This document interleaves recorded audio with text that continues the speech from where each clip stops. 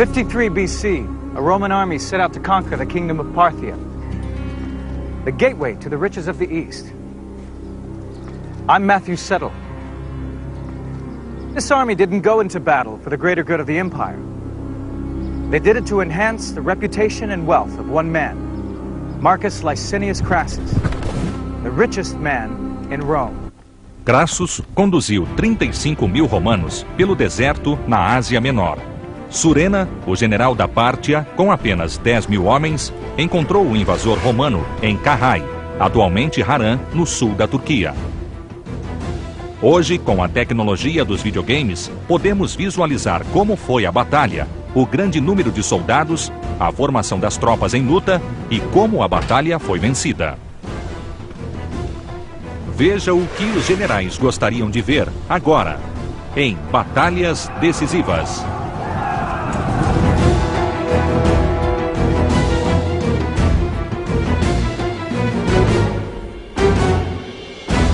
Batalhas Decisivas. In 60 BC, all power in Rome was shared between three men: Julius Caesar, Pompey the Great, and Marcus Licinius Crassus. This arrangement was designed to control their individual ambition and stop Rome from falling into civil war.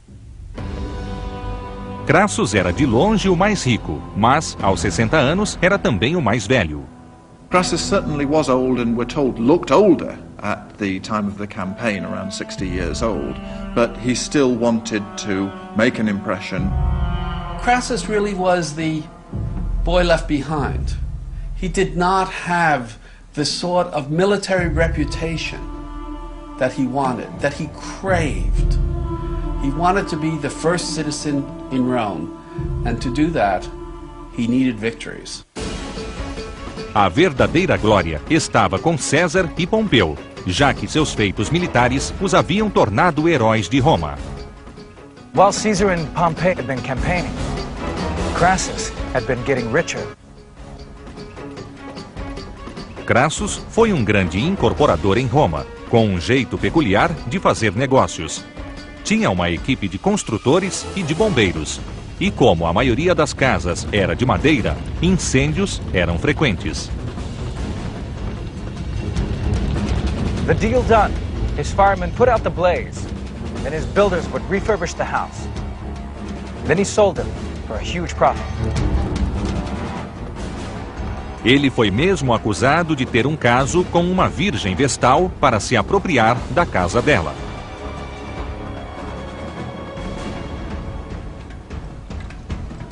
Mas sua riqueza não podia comprar a popularidade de César e de Pompeu. Mesmo quando derrotou Espartaco 20 anos antes, foi Pompeu que ficou com o crédito. Então as províncias do Império foram divididas entre os três homens.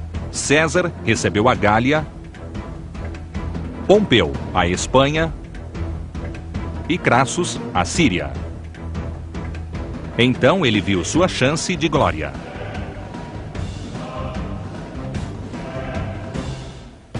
Crassus decidiu obter prestígio, expandindo o império para leste, tomando a Pártia, depois a Índia e a China, até os limites do chamado Mar Exterior.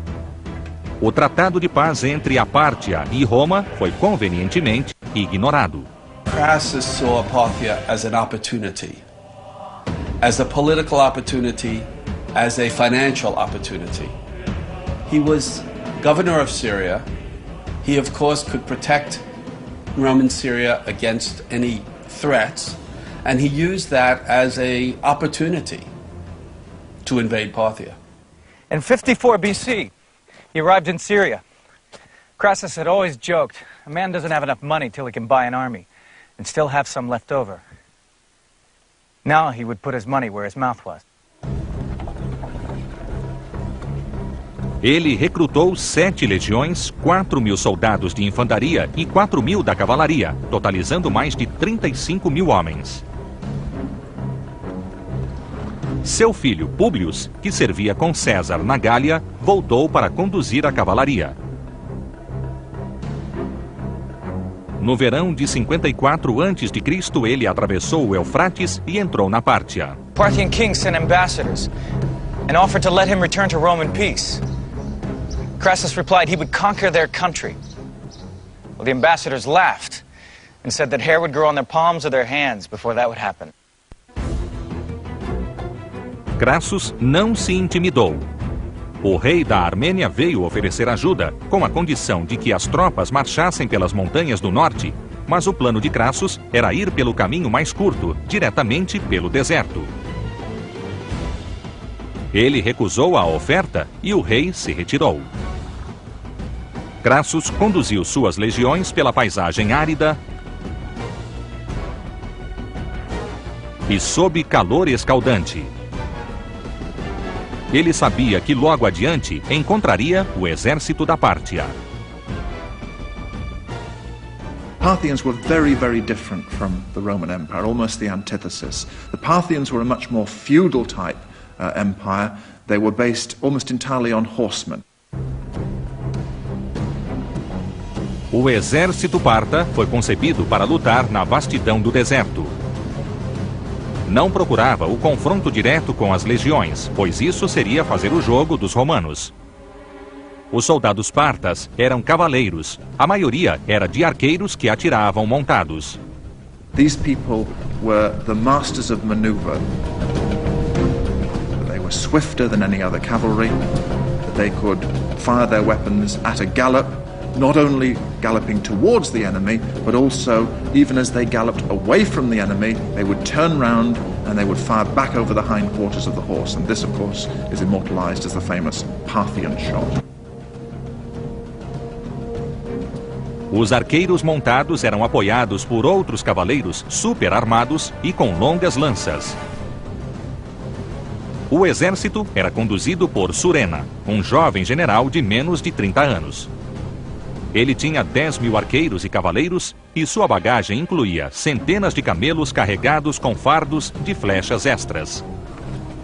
O exército romano estava cansado, com sede e quase sem suprimentos, mas Crassus ficou confiante. Esperava dar de encontro com uma guarda avançada a qualquer momento, mas achava que a batalha não aconteceria em vários dias.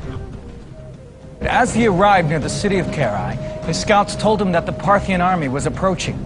Crassus was shocked by the news and immediately began to organize his troops into a defensive formation. O general Cassius sugeriu que as legiões formassem uma longa linha para evitar que fossem cercados. Mas Crassus ordenou as tropas em quadrado para se defender de ataques de qualquer direção. De cada lado do quadrado, ele posicionou uma ala de infantaria e uma de cavalaria, uma comandada por seu general Cassius e a outra por seu filho Publius. Crassus havia arriscado tudo para ser herói no campo de batalha e ganhar as riquezas do leste. Agora, só a glória ou a morte esperavam por ele.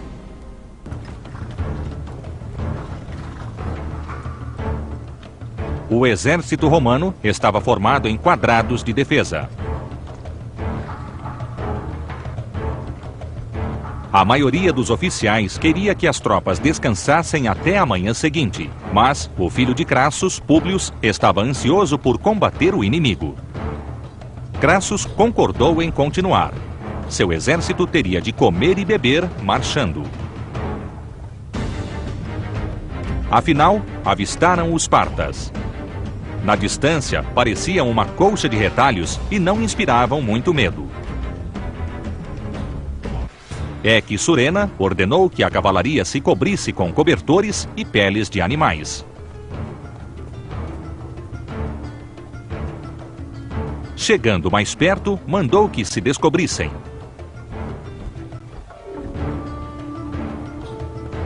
De repente, os romanos viram surgir fileiras e mais fileiras de soldados a cavalo, usando armaduras muito completas que reluziam ao sol. Surena mandou 1000 desses soldados ao encontro do quadrado romano. Mas os romanos estavam bem treinados para enfrentar esse tipo de ataque. Extremamente disciplinados, formavam uma parede de escudos impenetrável, mesmo para as pesadas lanças do exército inimigo. Surena percebeu que a força bruta da cavalaria pesada seria inútil contra a defesa romana. Ele tinha de explorar sua própria mobilidade e poder de fogo. Nesse momento, a infantaria ligeira romana atacou, mas foi detida por uma saraivada de flechas dos arqueiros montados. Foi apenas uma amostra do que viria. O que houve a seguir foi uma cena de cinema. Milhares de arqueiros montados começaram a cercar o quadrado, despejando milhares de flechas sobre as densas fileiras. Os partas usavam o arco composto. The composite bow in the right hands is a powerful weapon. It's made of different layered materials, like wood, horn, and sinew. This gives it more elasticity, which means that it can store more energy when pulled back. Its normal range is around 220 yards, but experiments have shown that in expert hands it can be fired to around 440 yards. As flechas entravam em tudo, furando escudos e armaduras. Centenas de romanos morreram. As setas pregavam braços a escudos e prendiam pés ao chão. Os partas atiravam até mesmo para trás enquanto cavalgavam em retirada. Esse era o tiro parta, conhecido e famoso até hoje. A maior parte da força romana, porém, estava incólume, protegida atrás e embaixo dos grandes escudos. Crassus sabia que se o quadrado aguentasse, os partas logo ficariam sem flechas. Esse era o problema com arqueiros. Podiam ser decisivos na batalha, mas podiam ficar sem munição. Missile weapons in ancient warfare were nothing like as decisive as they had become in modern wars because of the low velocity. You could guard against them with shields. So it really was just a matter usually of outweighting the enemy's missile supplies. No entanto, Surena estava prevenido. Centenas de camelos levando flechas foram trazidos para reabastecer os arqueiros. The Parthian logistics, the use of camels to bring more water and particularly more armaments in the form of arrows, really just stretched the Romans beyond their limits. Crassus ficou em situação desesperadora. The trouble was, Crassus hadn't had any military experience for the last 20 years. And that was where the great problem was. And he was old. Crassus sent a message to his son Publius and told him to take 1,000 cavalry and 8 cohorts and attack the Parthian horsemen. Otherwise, the square would be entirely surrounded.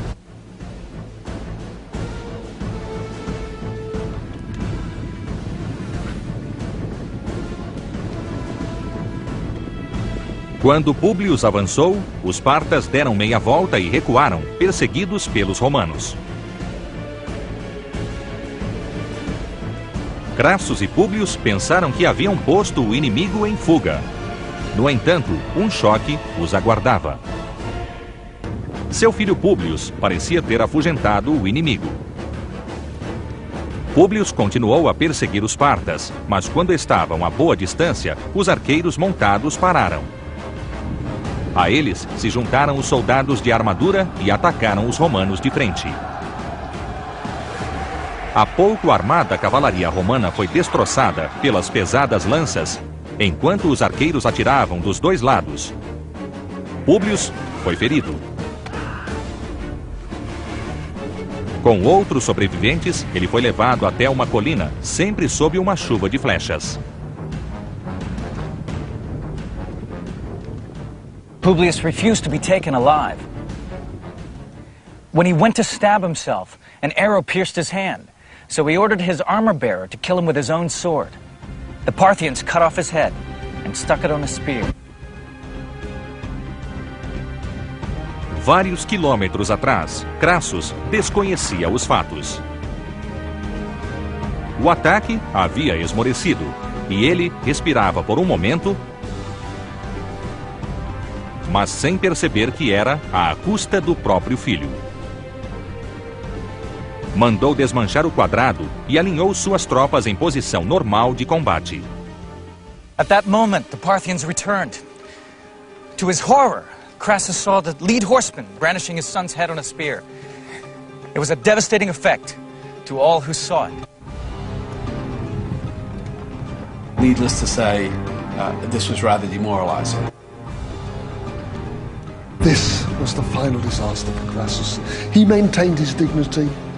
He got through the remainder of the day saying, "It is my loss, it is not your loss. Fight on." But that night, he collapsed altogether. Agora, os soldados partas atacam de frente, enquanto que os arqueiros, pelos flancos, deixam as forças romanas sob uma chuva de flechas. Some of the Parthians shoot directly, others shoot arrows up into the air, which will come down from the top, and you can't use a shield simultaneously against both those. They have long-range bows and arrows, and the Romans could not close with them. That was the problem. They had to put up with this constant hail of arrows. Anoiteceu e isso salvou os romanos. Crassus estava arrasado e não conseguia tomar decisões importantes. Quando escureceu, Crassus e outros comandantes decidiram modificar suas posições e se dirigir à cidade de Carrhae. Deixaram para trás quase 4.000 feridos. Ao amanhecer, todos foram exterminados pelo inimigo.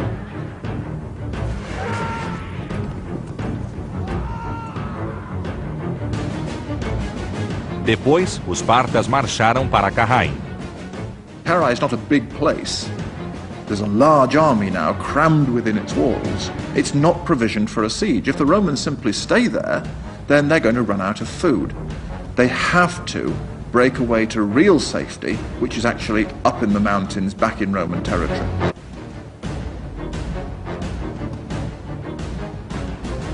Quando escureceu de novo, os romanos se moveram, mas não foram longe. Logo foram atacados. Os arqueiros partas infligiram pesadas perdas. Mas os exaustos romanos resistiram bravamente. Os oficiais de Crassus o cobriram com seus escudos para protegê-lo. But unfortunately, some of the men seem to see the only way out as being to have a peace settlement. And that's where discipline really does start to break down, when the Surena seems to offer it. Surena sugeriu um encontro para discutir a paz. O rei da Pártia oferecia uma trégua se Crassus se retirasse. Crassus and his troops said, "Oh, we want to talk. We really want to talk. Everything will be okay. Let's talk, let's talk. You should talk." Crassus was suspicious, but his soldiers were keen for any chance of survival. The Parthians offered him a horse, and as he mounted it, a scuffle broke out between Surena's officers and his own. In the melee that followed, Crassus was killed. His head and his right hand were cut off. When Crassus is killed, along with some of his chief deputies, the army really is rudderless. And I think it's hard for us to overestimate how difficult it would be for an ancient army, far from a camp, in adverse circumstances, in a climate that they don't understand. Então, deu-se um ataque generalizado aos romanos restantes. Poucos escaparam, fugindo pelas colinas, e a maioria foi morta ou capturada. O sonho de brilho de Crassus se tornou um pesadelo. Desde que entrara na Pártia, 20.000 romanos haviam sido mortos e outros 10.000 foram feitos prisioneiros. Suas 7 legiões já não existiam. E os 7 estandartes da águia haviam sido capturados. Não podia haver desonra maior. Surena returned in triumph to King Herodes. When he arrived, the king was watching a play which featured an actor holding a severed head. He threw him the head of Crassus to hold instead. In the space of 6 months, Crassus has gone from being the richest man in Rome to a prop in a Greek play.